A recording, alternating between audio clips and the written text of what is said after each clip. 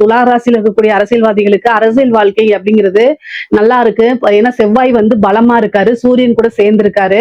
ஆனா நல்ல பலம் தான். ஆனா பாதகாதிபதியாவும் இருக்காருங்க. உங்களுடைய பதவி வந்து பாத்தீங்கன்னா கரெக்ட்டா நீங்க மெயின்டெயின் பண்ணல. சிறு அலட்சியம் பெரிய ஆபத்துல கொண்டு போய் முடியும்.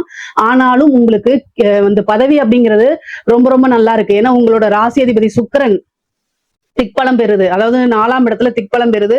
ஒரு கிரகம் உச்சபலம் பெறுது. இதனால சூப்பரான அமைப்புங்க. நல்ல அமைப்பு. நெறைய விஷயங்கள் உங்களுக்கு கிடைக்க போகுது. நல்ல ஞாபகம் வச்சுக்கோங்க. உங்களுடைய வாழ்க்கை ஒவ்வொரு நாளும் முன்னேறணும் அப்படின்னா, கவனத்தோட செயல்படணும். சில பரிகாரங்கள செஞ்சுட்டு, தெய்வ வழிபாடுகள் செஞ்சுட்டு இருந்தாலே, உங்களுக்கு உண்டான அமைப்புகள் பெரிய லெவல்ல மாறும். தலைமையிடம் உங்களுக்குன்னு ஒரு பொறுப்பு குடுக்கறதுக்கு உண்டான அமைப்புகள்லாம் இருக்குங்க. பொதுவாவே துலா ராசிக்கு வந்து பாத்தீங்கன்னா, பொருளாதார வாழ்க்கை ரொம்ப ரொம்ப நல்லா இருக்கு.